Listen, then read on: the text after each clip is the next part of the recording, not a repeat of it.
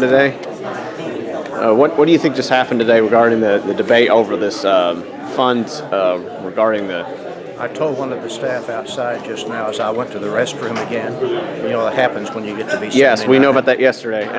And I told one of the staff, I said, you're seeing Arkansas legislative business being conducted well. And then we come back in here, and I'm already told by some of them, oh, we've got the votes, we've got 30 votes.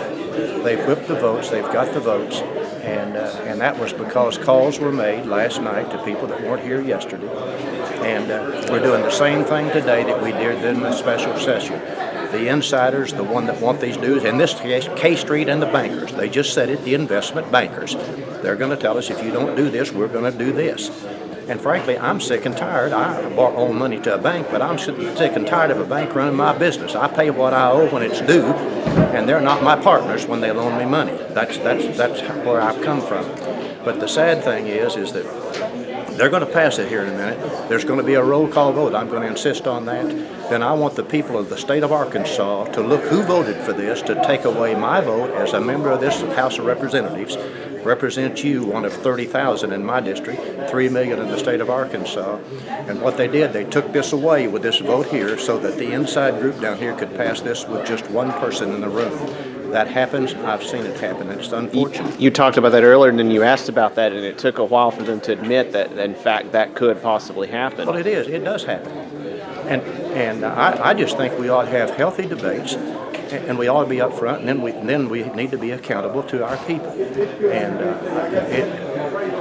we had a good day today and a sad day, but we'll see what happens. Yeah, and do you think this is really more about trying to get more funds for the Arkansas Works program, Asa Care? I don't know what the reason is.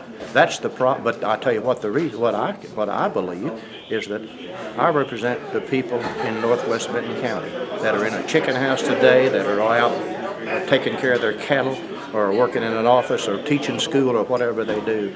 And they've entrusted me to come down here and represent them. And it's unfortunate this is happening in Washington, D.C. The K Street lobbyists and the donors up there are now writing the bills. Mm-hmm. And that's sad. And if we don't watch it, it's going to start happening in Arkansas. So in the end, this will could be probably another slush fund for the governor with the way. Well, I think characterizing, for instance, and I said on the debate this morning, say that my son's a liar. He's not a liar. And that offends me when anybody says that.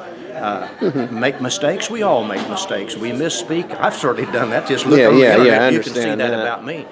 But you know, that's what makes politics and government so I hope our young people want to get into it. You can disagree without being disagreeable, but frankly, we're just making a mistake. And what's happening, the insiders down here are doing this, and it's just unfortunate. And we don't have to do it. And then we're called out. We had the debate just now. Any member in the House, I could go over there right now where I plan to go. I could stand up and say, Mr. Speaker, I may move that we recess for 30 minutes until the budget finished their business. Now, it might not, but if the majority voted to do it, we can do it. That's the law. That's the Constitution of the state of Arkansas.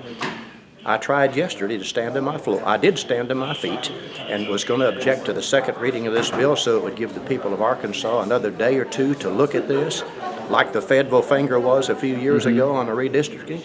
I stood to my feet, but the sponsor of that bill, who is the Speaker of the House, Jeremy Gillum, did not recognize me until after he had said, read the bill the second time. To me, that's wrong. And it looks like the chair here is supporting this bill. I know that yesterday Larry Teague tried to pass it by voice vote, and when it was apparent that it only had barely half, maybe even less than half of the noes. And so, it looks like leadership is trying to pass it. You know, we just need to be real with our people, and it breaks my heart when we're not. Okay. Thanks. All right.